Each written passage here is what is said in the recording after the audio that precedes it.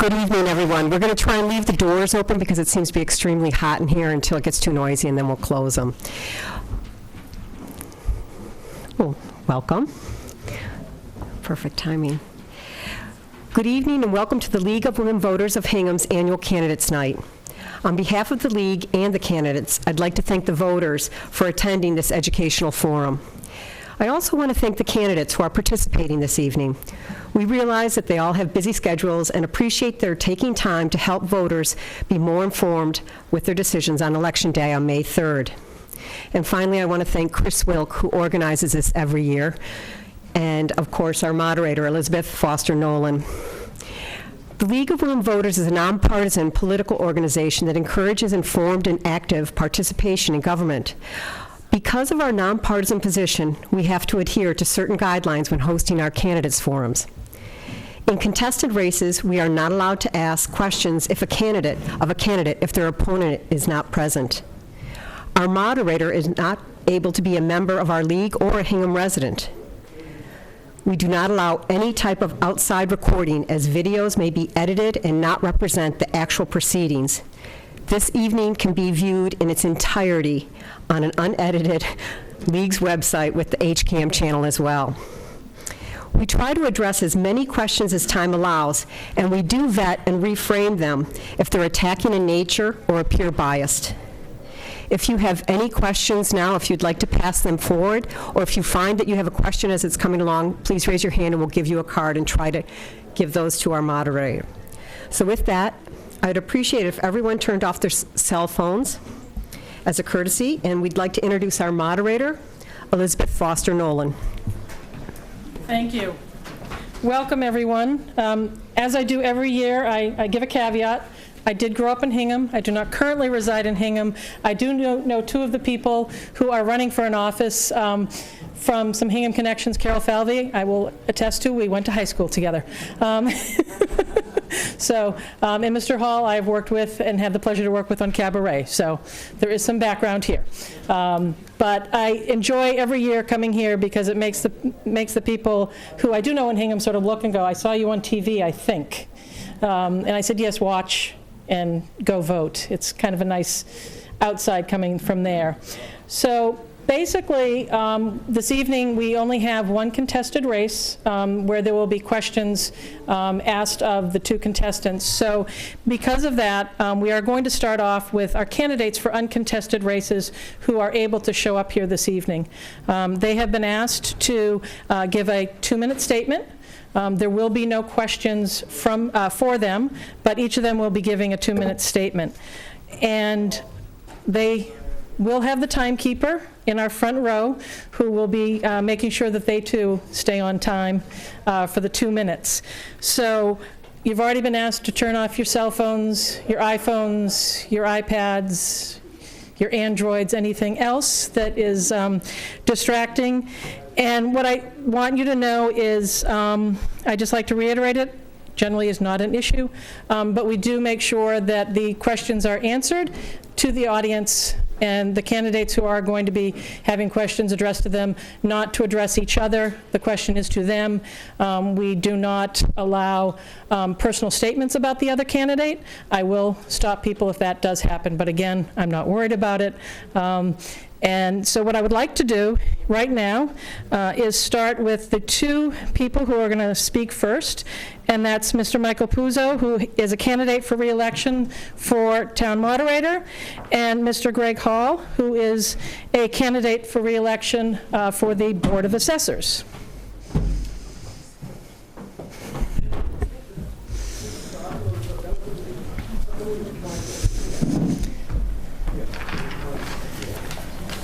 So, Mr. Puzo, if you would start, please, for your 2-minute statement. Thank you. Thanks to the League again for sponsoring this forum. It's a pleasure to be here. As Elizabeth has said, I'm Michael Puzo. It's my privilege to stand for election as Hingham Town Moderator. All of us know that Hingham is quite a special place, a wonderful community in which to live and raise families. And I would suggest that one of the essential elements of what makes Hingham the community that it is our commitment to open town meeting. Open town meeting is basically part of the DNA of this community. We We vest in each citizen the right to vote, to give a voice to each of us at open town meeting. And of course, the role of the moderator is essential to the conduct of the meeting. As the moderator, one is expected to know the rules, to apply them fairly, impartially, in an open way, and of course also to, in the course of the year, while the position of moderator is seen most overtly at the meeting itself, perhaps the more responsible part of the job and the more consistently demanded of the moderator part of the job is to visit with citizens who are willing and able to serve on various town committees and boards, and to appoint able citizens of the town.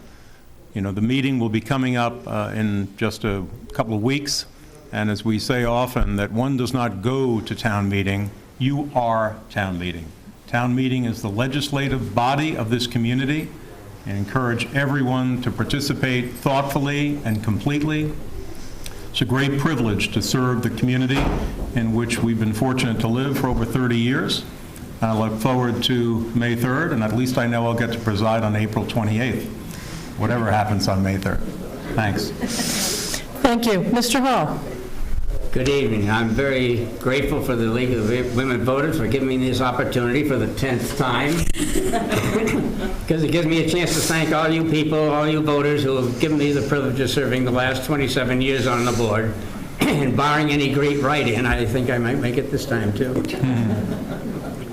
I feel I've been in a position to watch the town of Hingham really grow. And when I get through my numbers here, which I'm keeping very short because my wife informed me that figures put people to sleep, there is no I in the Board of Assessors. There's no decision comes out of the Board of Assessors that is not a unanimous decision, or at least a 2-to-1 version. So I can't take claim for all the credit, but we have been a good team. And I'm just going to run down what's happened to Hingham in the 27 years I've been on the board. I'm going to summarize it all. The heck with going through it all. The parcels have taxable parcels have increased by 37%. The value has increased by 410%, and the revenue has increased by 428%. And the tax rate in 1987 was $12.10. In 2014, it was $12.56. The revenue in 1987 was $17,243,238, and the revenue in 2014 was $73,065,400. That's a 428% increase in that. There's one thing 30 seconds.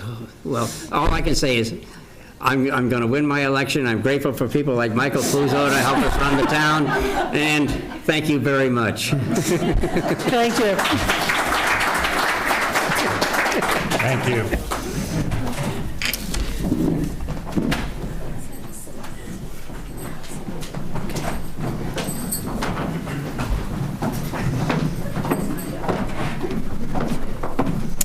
The next group of candidates who will be speaking for 2 minutes are running for school committee. They're both candidates for re-election. We will start with Carol Falvey, followed by Dr. Edward Scheer. Thank you. Good evening. I'm Carol Falvey, and I'm a candidate for re-election to the Hingham School Committee. I grew up in Hingham. I'm a graduate of the Hingham Public Schools. I graduated from the College of the Holy Cross and Suffolk University Law School. I've raised 2 children with my husband, Mark Van Dyne, and both of our kids have benefited from a strong Hingham Public School education. My family has strong ties to this town. My dad, Bob Falvey, has served on the school committee in years past. During my first term, I served as secretary, and currently I am the vice chair of the school committee. Over the past 3 years, I've served on salary and negotiation, policy, and community outreach subcommittees. I'm proud of the role I've played in the construction of the new Hingham Middle School, which will open this fall under budget, the completion of the Fields project at Hingham High, and negotiation of the teacher's contract in 2013. And after participating in several budget cycles, I am a strong advocate for a needs-based school budget. Looking forward, I believe the issues on our horizon are exploring an all-day kindergarten program, expanding technology to meet the educational needs of our students and the requirements of state mandates, and managing the negotiation of contracts for all of our bargaining units. Thank you for your time, thank you to the League, and I hope to earn your vote on Saturday, May 3rd. Thank you. Good evening. I'm Edward Schreier, and I'm also a candidate for re-election to the 3-year term on the school committee. Let me first start off by thanking the League of Women Voters for hostessing this forum. My wife Joyce and I moved to Hingham 37 years ago. Our 2 daughters were educated in the Hingham public school system. Rachel graduated class of 1989 and Emily class of 1993. I am a pediatric dentist with a practice limited to children, adolescents, and those with special needs. The past 3 years have been a learning experience for me. During this period, I have served on the Community Outreach Subcommittee for 2 years, the Long Range Planning for 1 year, Chairman of the Ad Hoc Field Committee for 1 year, and then I was promoted to Vice Chair for the 2nd year, Special Education Subcommittee 3 years, Chairman for the last 2, Representative to the South School Council for 3 years, Representative to the CPAC Parents Group for 3 years, ex officio to the Special Ed Funding Workshop, and the Hingham High School Field Oversight Subcommittee. I'm proud to have helped with the development of the new middle school and with the realization of the high school athletic field project. Next term, moving forward, I will continue my commitment to the special needs cohort of our school population, utilizing my 40 years of experience working with special needs children and their families. I also plan to focus on the capital repair needs of our buildings. Thank you. Thank you very much.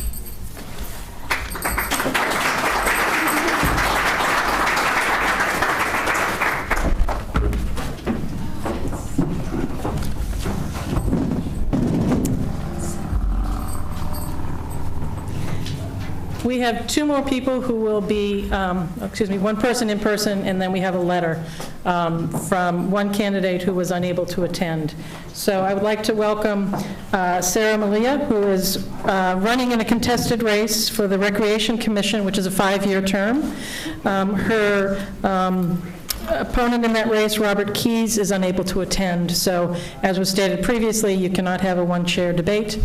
So with that, I would ask you to give us your 2-minute statement, please. Great. Hi, I'm Sarah Amelia, running for the Rec Commission, and I really hope as you get to know me and follow my campaign, you'll consider voting for me on May 3rd.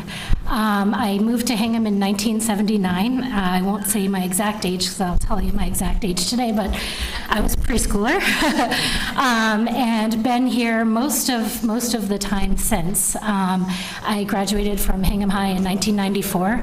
I had Math Plus with Dr. Gallo over there as a kid. And I married a guy who graduated in 1994 as well. We're not going anywhere anytime soon. So after high school, I went to the University of Pennsylvania. I graduated in 1998. From there, I went to law school at Boston College and graduated in 2002. And I worked for 10 years as an attorney in estate planning and taxation. The last 5 years of those, I worked right here in Hingham for Dro and Taccio and Morgan. During that time, I started a family, and I now have 3 kids. Jane is 6, Charlie's 4, and Annie's 3. And we spend a lot of time at the rec. It's really become a central part of our lives, but it's our whole family. I'm there, my husband and I run the race, my kids take, soccer and tennis, my parents come to the games and enjoy it, Steve's parents too. It's very important to us. I just think it is a central part of our town in terms of family, community, and I'd really like to be a part of that. I do volunteer currently. I'm treasurer of the Hingham Nursery School, and I started a group online called the Hingham Food Allergy Network. It's something that's important to me as well.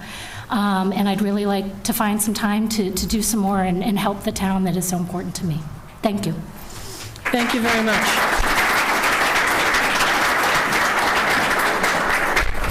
So before we move on to the contested race tonight, Walter B. Sullivan is unable to attend this evening. He is running for the planning board for a 5-year term, and he has sent the following statement in and asked it be read this evening. I apologize for being unable to be in attendance at candidates night. By way of background, I have been serving as a member of the planning board since last summer. I was appointed by the selectmen as a replacement for Paul Healy, who left the planning board after many years of service and was elected to the Board of Selectmen. As a real estate and permitting attorney, I believe it is imperative that Hingham spend a great deal of time and attention on the master plan in an effort to deal with Mass General Law, Chapter 40B development.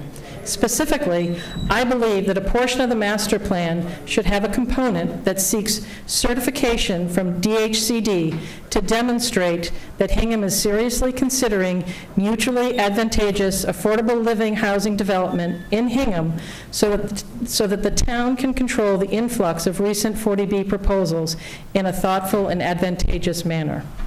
Again, I wish to express my apology for not being able to be at this forum and wish to thank you for the opportunity to have this statement read to the public. And with that, we will move on to the next two candidates for selectmen.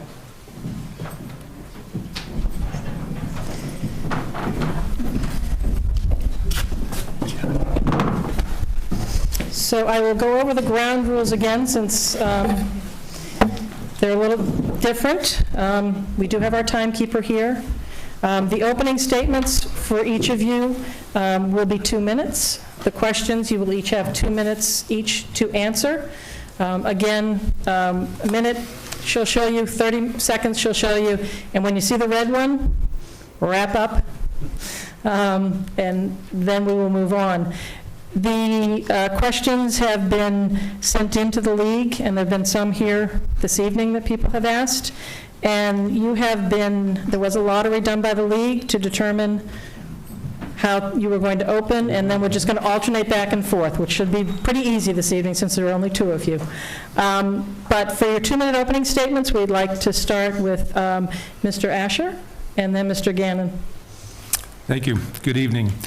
My name is John Asher. I grew up in Rhinebeck, New York. I graduated from Colgate University with a high honors in mathematics and subsequently earned a Master of Science degree in management from American University.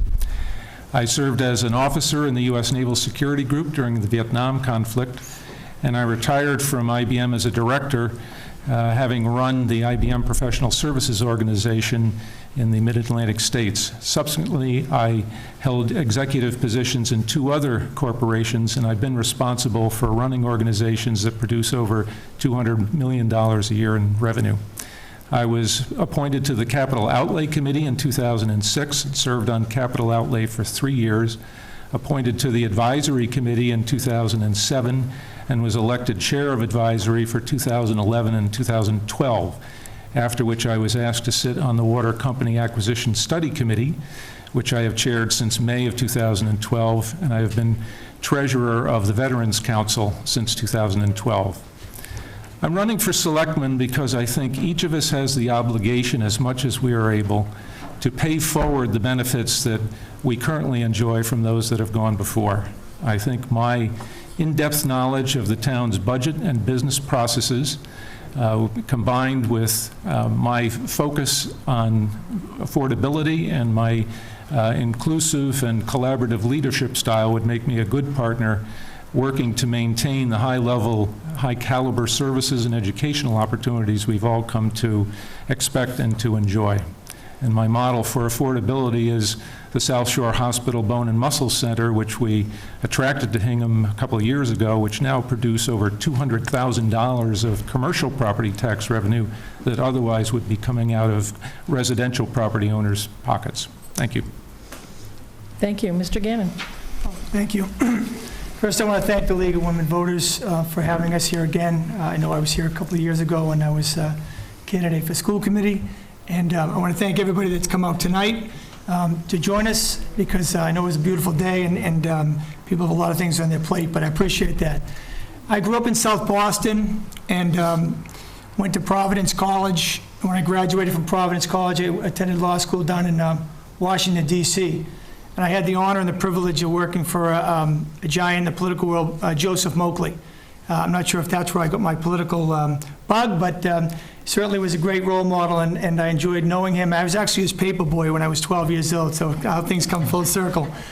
When I returned to Boston after being in Washington, D.C., I started to get involved in my community, volunteering, coaching, getting involved with civic groups, and I also was appointed an assistant district attorney in Suffolk County, where my duties were to protect victims of violent crime, domestic violence, among other things. After 3 years in that position, I decided to run for a state representative in my hometown, and I was successful. And I know our budget is pretty large here, but as a legislator, I worked with many issues that I'll be able to put my experiences together for with this job, but I also had a budget that dwarfs this, so I'm very, very comfortable working with the budget and budgets in the town. When I moved down here, my wife, Susan, I have 2 daughters. Caroline is 17, she's a junior at the high school, and Jacqueline is 14, she's a freshman. I became involved not only coaching with them, but also became a member of the Hingham Development Industrial Committee, and then subsequently the school committee. Once the opening afforded itself in terms of a position for selectmen, I felt like there was a lot more I could do for the town. I've had a great experience working with my colleagues on the school committee and the administration through Doc Gallo, and I look forward to hopefully representing you if you'll give me your vote. Thank you. Thank you. We'll now move on to the questions. And again, the order of the questions was actually done by lottery. So, Mr. Asher, you will... I win again? You win again. Great. So the first, you will answer the first question, and then Mr. Gannon, you will have an opportunity to answer the same question. Could you summarize the various town boards and committees you have served on in Hingham and provide us with the value you feel you bring to your qualifications as a selectman for having served on those boards and committees? Well, as you heard me say in my opening statement, I started with Capital Outlay Committee in 2006, which provides a very good view of what it takes to maintain the capital infrastructure in the town, and graduated from that to the advisory committee, which then addresses all the rest of the budget that we all see in the town warrant in Articles 4, 5, and 6. I think the combination of the two really provides a view into what it takes to manage all the multitude of requests to keep the town running and do it within the constraints of the revenue that we enjoy from Proposition 2.5, new growth in town, and state aid. So from a financial perspective, those are two very good ways that I've learned a lot and that I think would be of use as a selectman. From the standpoint of the Water Company Acquisition Study Committee, that's really looking at a very particular aspect of the town's infrastructure, water, which complements the work that I've done as advisory committee liaison to the Sewer Commission, where I really focused on wastewater, and particularly the impact or the need for that infrastructure, both wastewater and water, relative to commercial development within the town, particularly South Shore Park, which the South Shore Chamber of Commerce basically said can only be developed with a greater focus on infrastructure, both wastewater and water. Thank you. Thank you. Mr. Gannon. Thank you. I was fortunate enough, I think that might have been the first time I met Mr. O'Donnell when I was interviewing for a volunteer position, and I will compliment him that he had done his homework. He knew a little bit about my legislative background and was very welcoming in terms of inviting me into this community in terms of service. And my time on the Development Industrial Committee, we learned a lot of things, but one of the things that's going to help me, I think, as a selectman is we were very focused on the South Hingham Industrial Park development. We were working on projects at that time in terms of bringing people in. There was discussions about treatment facilities and things of that nature. But I think what I learned most was that the people in the community are the most important. And so what I'm understanding is presently there's a lot of potential plans for that area. I've met with the neighbors up at Farm Hill, And I told them, and I tell anybody, that any type of development in this town will be, it'll be controlled, and it'll be not at the expense of their quality of life. As a member of the school committee, I will tell you that it's been very fulfilling. There's nothing more rewarding that I've had to volunteer there, to work with such quality people, and to be able to try to make life better for children. There was a saying that we have in terms of trying to give opportunities to kids, that you're only going to be a fifth grader once. And so I know we had a tough time with the recession. We've worked with advisory, we've worked with the Board of Selectmen to try to up the levels, and I agree with Carol that it's really a needs-based. When you're talking about children, that's the most important thing. I'll tell you this, I worked on the special ed committee as an ex officio, and a working group with Ed and a number of other wonderful people, and I've learned a lot. But one of the reasons I was on that committee is because of my legislative experience, the contacts I have with people up in the legislature, and that's one of the jobs of the selectmen, is working with our elected officials and the people in the general court. So I will say one other thing. Not only being on the school committee did I learn a lot, but also watching how advisory and the selectmen and government worked, and that's one of the reasons why I'm running. Thank you. The next question, we'll start with you, Mr. Gannon. If you are elected selectman, what are some of your priorities, and what new initiatives will you bring to the selectmen's agenda? Thank you. Basically the reason why I'm running is, and I was just kind of alluding to it at the end of my statement, is when I got a chance to look at how government works, and government works pretty well in this town, we all know that, right? It can always be better. And I saw issues of transparency, issues of accessibility, where people that I believe that are good quality people want to get involved, and I think they need the opportunity. I could go on, I only have 2 minutes about transparency, but I think that everybody should be able to understand what's going on in our town government. And I think we all have to do a better job, whether it be the advisory, they should be televised, Board of Selectmen, in terms of the meetings, to get it out there and have public meetings. And believe me, I know Board of Selectmen is televised, and I know that they do a great job. But bottom line is, there are a lot of people that feel left out. I am amazed at how many people I've met in my campaign since I've decided that feel like they're not part of the process. They feel like it's an insider's club in certain respects. And that doesn't apply to everybody, but we got to do away with that perception. So one of my focuses is to open up government to individuals in the town, because we have so many qualified, wonderful people to help this town move forward. In terms of initiatives, I'd be happy to work with the veterans group. I told people last night, we're at the Meadows, that 10 years is too long. It's not a new initiative, but it's something I take very seriously, that I feel very strongly about. We need to honor this gentleman, the Medal of Honor winner, and I know that John agrees with me on that, and I will work very hard to work with Paul Haley and Irma, if I'm on that, along with the veterans, who I would defer to for the most part, to get this done. In terms of development in South Hingham, we need to do some things to, as we all agree, to get some commercial base to alleviate some of the stress on our tax levels now, but we can't do it at the expense of the neighbors. So whatever I do in terms of development is going to be with the neighbors. I'm sorry. Thank you. Mr. Asher. Thank you. My top priority is the continued commercial development of South Shore Park and other commercially zoned areas in the town. But as I said in my opening statement, I look at the services that we all enjoy, and they are high caliber, and the schools are very good. The sustainability of the revenue to continue the delivery of those services is where I have focused my energies since I've been on the advisory committee. And I look at South Shore Park particularly, which is zoned commercial, but which, as I said in my previous answer, needs more infrastructure in order for the existing businesses to grow or to stay, and for new businesses like the South Shore Hospital Bone and Muscle Center to settle in Hingham and begin to increase the percentage of commercial property tax revenue versus residential. Right now, we're at about 12.8%. Would like to see that number higher.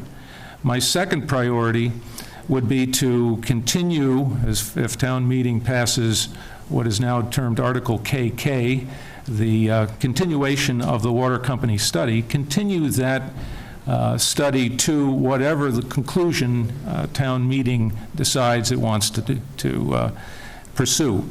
I think it's a complex topic. We've spent 2 years on the Water Company Acquisition Study Committee studying it, and I think more work is deserved if, in fact, town meeting approves that article.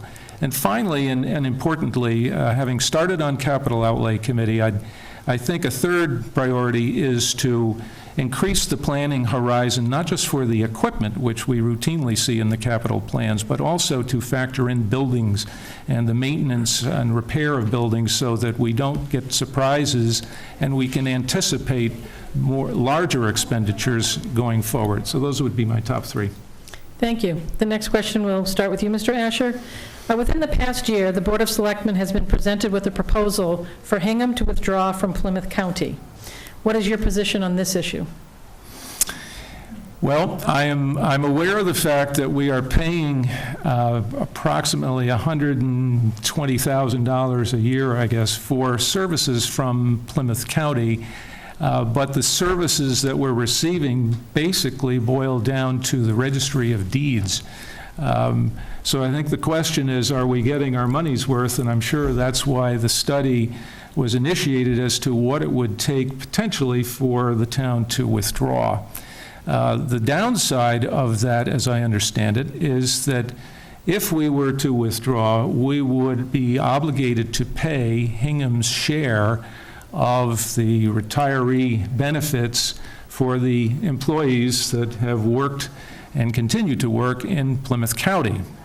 So that number, which I think is in excess of $2 million, is something that gives me pause. And if we were to borrow to pay it, we would end up having to backfill the services that we still enjoy from the Registry of Deeds. The difference between the $120,000, the debt service on the borrowing, we would probably have about $20,000 difference per year, and I'm not sure that at this point that is something that I would put at the top of my priority list. Thank you. Thank you.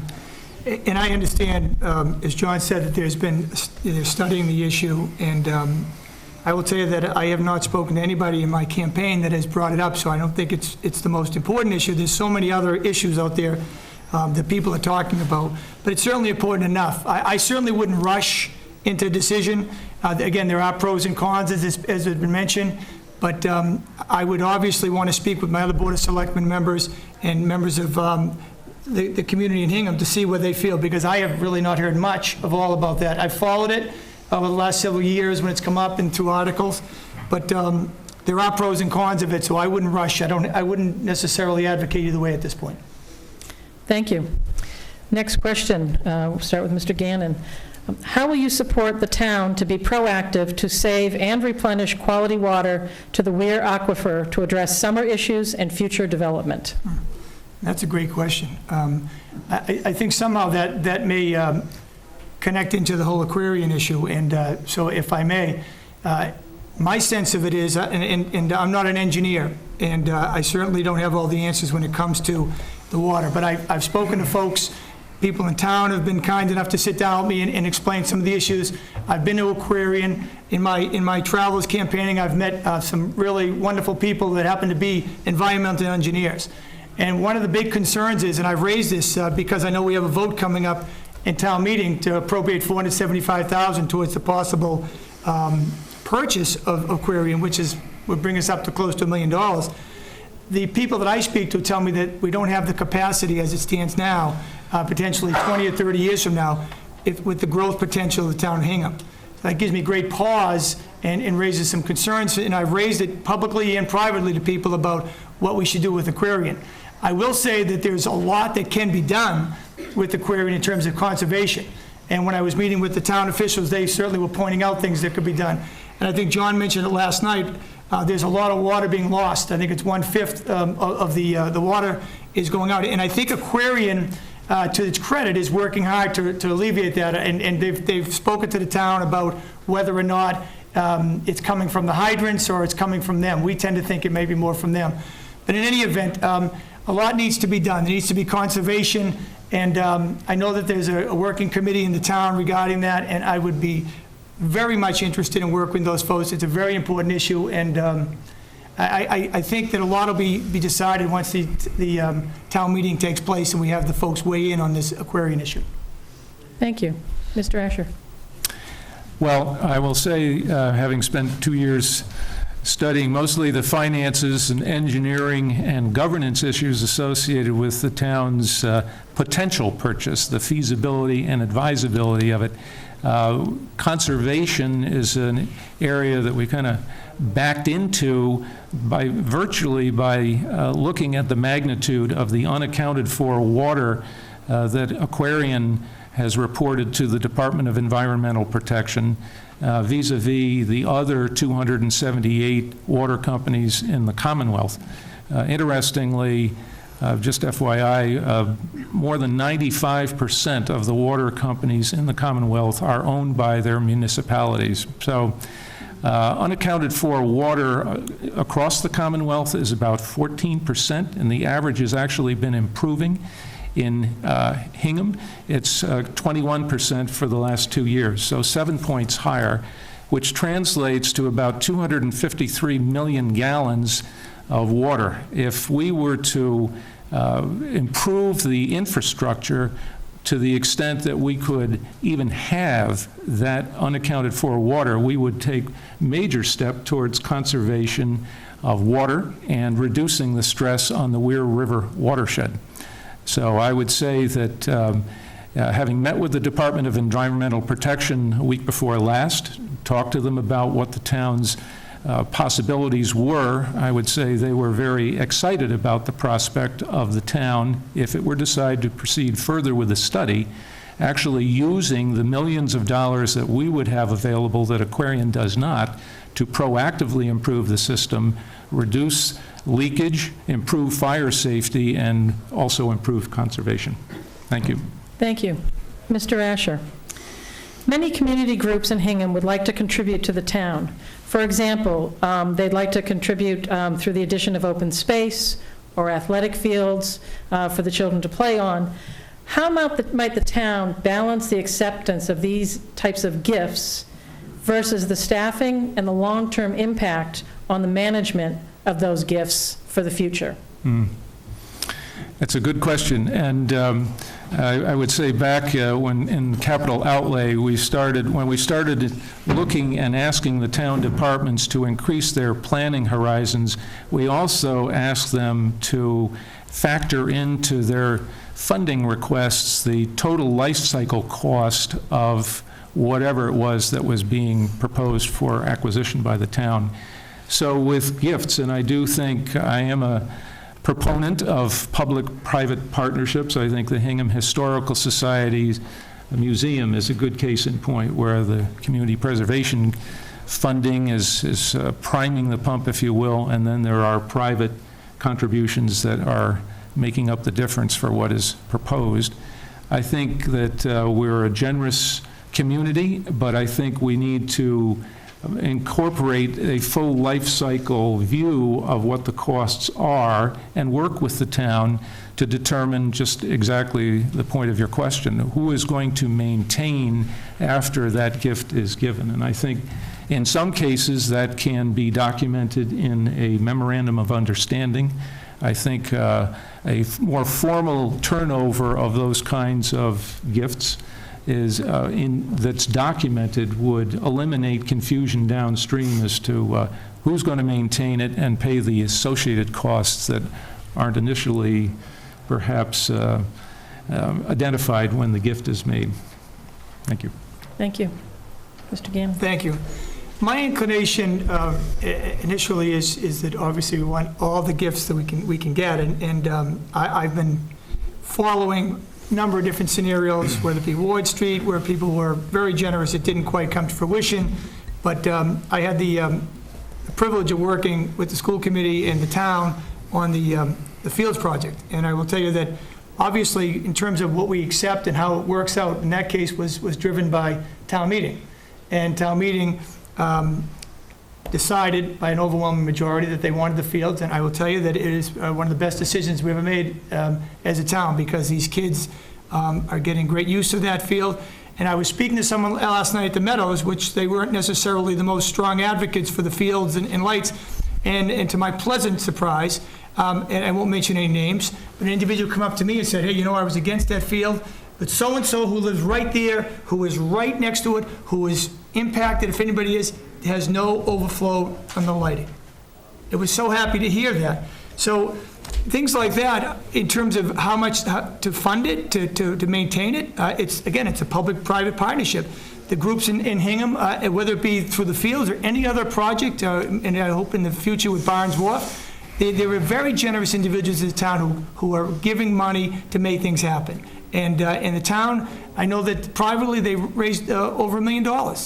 And the town stepped up and funded it as well. So I think the private-public partnership is the way to go. I would never really want to push anybody away that wants to give back to this town. We're very lucky to have those people. It doesn't happen in every community. So I would find any way possible to make that happen. Thank you. Mr. Gannon, the next question. What is your position on resolving the controversy about honoring Hingham Medal of Honor winners? Well, that's something that I haven't been involved in, obviously, because of my position in the school committee, and I say that respectfully because the individuals who have been involved, and I know some of them, have been the Board of Selectmen and have also been the Veterans Committee, whether it be 5 members, 7 members, or 9 members. It seems to me it doesn't really matter. But they have the Veterans Group who have been honoring this man for over 30 years. He's a Medal of Honor winner. And growing up, there were no people more revered and respected where I grew up than veterans. And I've told this repeatedly, and I'll say it again, that if I'm elected, I will defer to the veterans because there's a committee set up and I respect the process, but I will do whatever I can to get this thing done quickly. 10 years is too long. And if it's personalities are involved, everybody's going to have to step back and do what's right for the town. And that's what normally happens in Hingham. And I will tell you this, that it'll be a privilege if I'm on the selectmen to be at the ceremony when they break ground and when they dedicate the property. It needs to be done soon. Thank you. Mr. Asher. Well, I've been working to get Seaman Herbert Lewis Foss recognized for his Medal of Honor, which is an exceptional award for heroism and bravery since I started doing volunteer work with the Veteran Services Organization in 2009. I am very pleased to see that the Board of Selectmen just recently voted to approve an article for consideration by town meeting for initial funding associated with a Medal of Honor park. I think that the recognition for Seaman Foss to date has been an annual observance at his gravesite, Fort Hill Street. I've attended that for several years.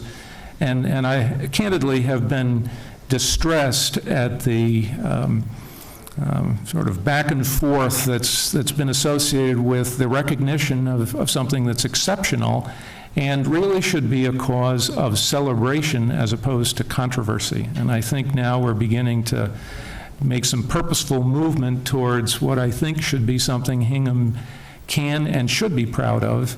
And as I said in my response to the question of the week in the Hingham Journal, also be a site where people can reflect on the heroism not just of Seaman Foss, but of all the men and women that have served in the military over the years, a number of whom are memorialized on the first floor of our town hall. So I'm very much for it. I'm very encouraged by the fact that we now seem to be making purposeful movement forward, and I look forward to the dedication of that memorial. Thank you. Thank you. Mr. Asher, as a selectman, if elected, you will play a role in appointing many people to serve on a variety of town committees. Please describe how you expect to look for candidates to fill these positions. It's a great question. The first thing I would say, and it kind of goes back to your earlier question about what have I learned on the town committees, I've learned one thing, and that is that Hingham really runs on volunteers. If we were to pay as a town for all the talent that we enjoy from the number of people of incredible skill that volunteer, our town budget would be a lot bigger than it is. So first, I'm impressed by it, and I really think it's something that we all need to continue to work to encourage. I think the way that I've seen is to really demonstrate more broadly what the opportunities are to bring people into the committees and the meetings, and I think by virtue of making them more accessible electronically, among other ways, so that folks begin to see what the mechanisms are that exist in the running of a business that now is approaching $100 million in size. But I think what people find is once they're on one committee and they begin to understand how the town works, it becomes a little bit addictive, and you start going, okay, now I understand that, and let me move to the next one. So I guess the quick answer would be I would be trying to entice more people to join, and by virtue of how they do and what their skills and strengths are, begin to populate more and more committees with the new folks that get introduced through broader dissemination of what the committees do and what the results are from that work. Thank you. Mr. Gannon. Thank you. And I think John and I are both products of this process in terms of how it works. We both we volunteered. I know that I personally presented myself. I really didn't talk to anybody specifically at a time. A lot of people that I knew at the time had no idea how to volunteer their time. So I think John makes a good point. Electronically, we need to reach out to people in town. We have the capabilities to reach out and to inform people, to educate people as to what opportunities there are. That's first of all. And then I think maybe something we should do is maybe set up some seminars or some more type of discussions, whether it be through advisory, board of selectmen, through town hall, to get people in, to let them know what the opportunities are.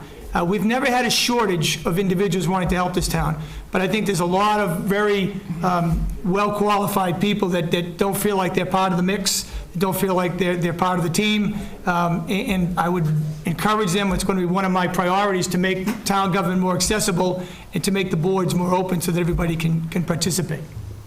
Thank you. Mr. Gannon, how do you see the level of fund balance affecting the town's bond rating? Well, as we all know, we have a AAA rating, and I don't know anybody in this town that's involved in town government that has a problem with that. So we're all pretty happy.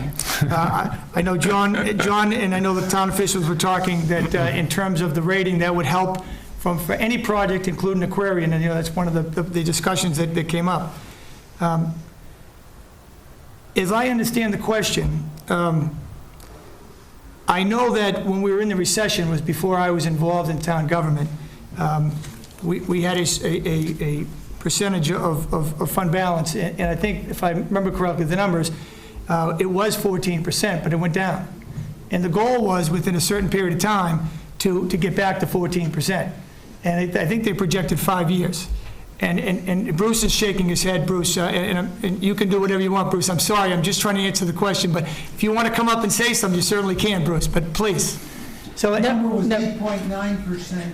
Excuse me, well, just if we can just have you answer the question. I'm just being distracted by his, I just asked if he could stop. So in any event, the point is that the fund balance has gone up to over 14%, and there's been some proposals, I believe, through advisory and maybe others, to try to get up to 20%.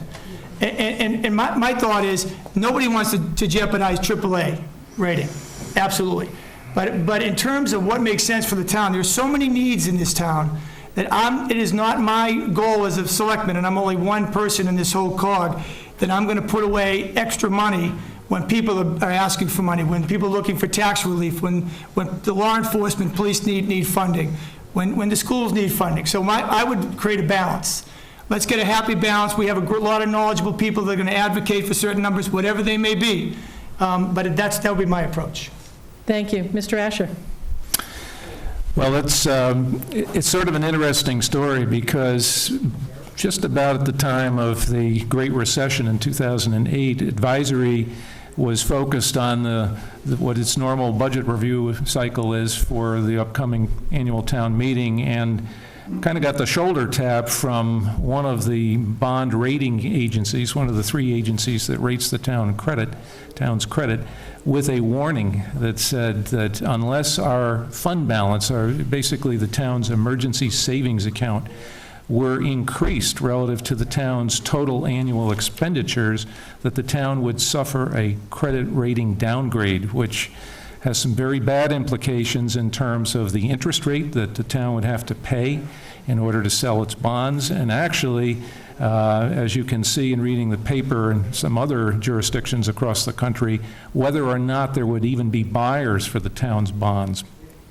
So we started paying attention to that much more aggressively, actually reviewed the financial policy at the time and set guidelines in place, updated them as to what the threshold should be, minimum and maximum at that time, for fund balance relative to total annual expenditures, and managed over the course of the next several years to get fund balance back to the point, matter of fact, rather quickly, back to the point where the credit rating agencies withdrew their warning. My understanding is that the advisory committee, working with the Board of Selectmen, and I believe the school committee reviewed it as well, has revised those thresholds again, moved them up a little bit, just because GASB has changed its standards in terms of fund balance and some segmentation of that. But we are in a good position. I would just say we want to keep our eye on that ball because it is an emergency savings account. Thank you. Thank you. I promise you, we've got 2 more questions, and then your closing statements, so we can get you out of here at a reasonable hour. Don't worry, these don't go on forever. The next question, Mr. Asher, is over the next 3 years, if you're elected selectman, what are the 2 biggest challenges you see Hingham facing? And if you are elected, how would you suggest addressing those? Okay.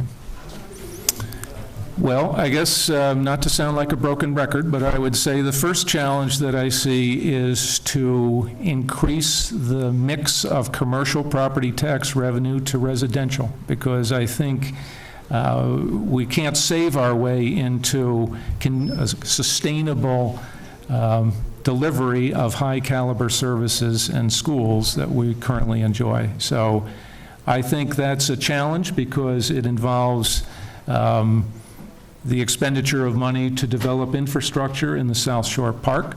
The town meeting this April will consider an article that basically updates our application for Chapter 43D status, which basically would make the South Shore Park a priority development site, basically a big billboard, figuratively, that says we're in business here, and entitles the town to the receipt of state grants and other aid that would help us grow that commercial property tax revenue. So I would say that's the first challenge.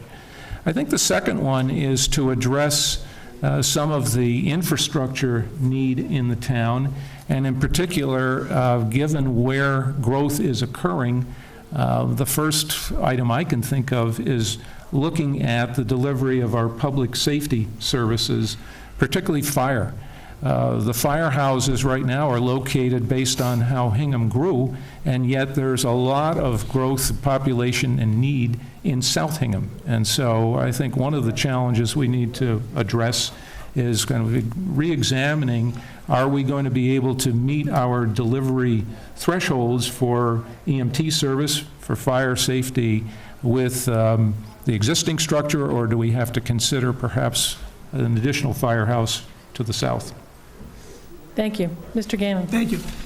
In no particular order, and believe me, there are several priorities, but the 3 that I think that come to mind quickly is to deal with this, the issue of capital expenditures. And I know that being on the school committee, we have a large number of buildings that, to be frank, need work and need repair. And it quite often, we don't have the money. I know that $2 million approximately is appropriated. But as my colleague Dennis Friedman pointed out, we're about $4 million behind in terms of catching up to what we were supposed to do. And I know that sometimes people don't want to say this, but it seems very clear that there's a very rosy forecast ahead in terms of at least the next few years. And I know the key word is sustainability. But in this short term, when people have been asked to give back and cut back and give up on what they probably deserve, whether it be their salaries or funding, I think we need to put some money back into capital planning in terms of the money. I think it's just a no-brainer. We have so many assets we need to preserve. Another one would be the 40B issue. I think sooner or later, we're going to have to address it. And I think Walter Sullivan has a great idea, and I know that he's been working on it on a personal level as well. We need to come up with a plan and in some way to allow, if we're not up to the 10%, and that is an issue, somehow to allow for some type of reasonable, controllable growth in terms of 40B. And in terms of the third thing, I agree with John. The other issue is probably commercial development in a responsible, respectful way, so that we can increase revenues to take care of some of our needs in the town, and they are growing. So that would be the three. Thank you. And the last question before your closing statements. Mr. Gannon, what do you think is the most important duty of a member of the Board of Selectmen? Well, and that's a great question, I'll say, because I've heard discussions through this campaign. John and I see each other almost every day now at these different events. And I understand that it's a lot about budgets and it's a lot about money. And you know, and we'll hear it in our closings about how important it is to maintain, control spending and so forth. And we've got AAA ratings and everything else. But I will tell you this, that there are plenty of people that can manage money for us, and we do it already in town government, and we should be involved in that as Board of Selectmen setting policy. But my vision always as a public servant is to be someone who's accessible and someone who goes beyond the office and gets out there in the neighborhoods and talks to the people and tries to do what he can to make life better for them. That's what I've always believed public service was. That's what Joe Moakley taught me when I was a young boy working for him down in D.C. That's what I saw some great people up in the legislature do. You can't measure someone just by how they operate a budget. You measure about how much they give back, because too much is given, much is required. It's been said many times by many people. So that's what I'm doing. That's what I want to see happen, and I hope as your selectman I'll be able to do that. Thank you. Mr. Asher. I'm going to answer that question and say, I think the most important job of the selectmen in the town is to set the standard for how to behave and how to interact, to set an example, to lead by example.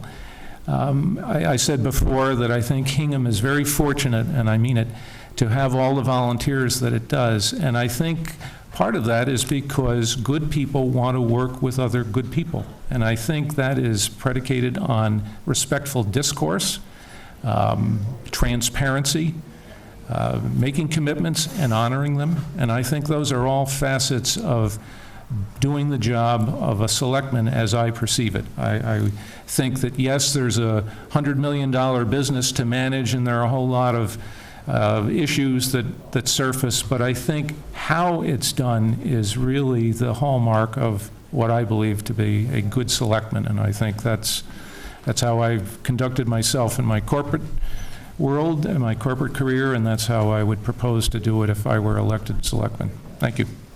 Thank you. We will now move on to your closing statements, which will be in reverse order of your opening statements. So, Mr. Gannon. Thank you. Again, I want to thank the League of Women Voters and the audience for coming and for putting up with us and listening to us. I appreciate it. Hope it's been helpful to everybody. The reason why I decided to run for elective office as a selectman was because my experiences in the town, although they were very good, I came to see some things that I thought I could contribute and do better at. And as a member of the school committee, I certainly was able to work with some great colleagues and also interact with advisory and board of selectmen. But I think you need a strong independent voice, and I'm that voice for you. Someone who's going to make government accessible, to make it transparent. There are things that we need to do to open this government up, to let people more involved, whether it's been watching it on TV, with the advisory meetings.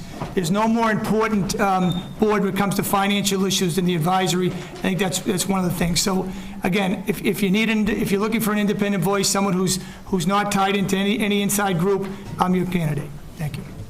Thank you. And Mr. Asher. Thank you. Well, thank you, everybody, for coming. I believe that my many years of corporate experience managing complex organizations, several over $200 million in size, combined with my 8 years of experience serving on various town committees, capital outlay, advisory, water company acquisition study committee, the Veterans Council, would be of value, I hope, to the town going forward, particularly focusing on the issue of affordability for residential property taxpayers. If that combination of experience, knowledge, together with my collaborative leadership style looks to be what you want to see in your next selectman, then I would respectfully ask for your support and your vote, but most importantly, ask that you vote on Saturday, May 3rd.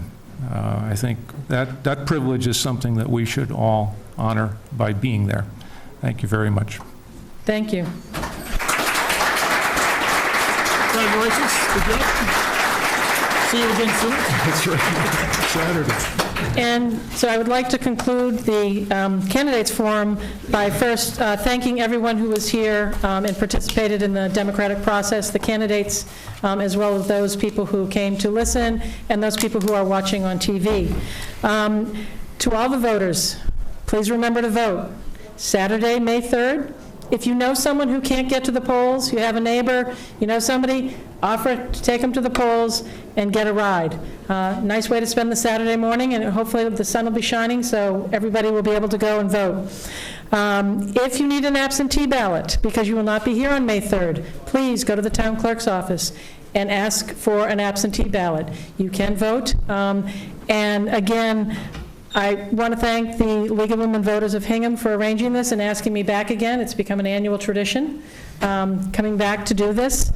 And as was said at the beginning, this is being taped and broadcast. It will be available until May 3rd.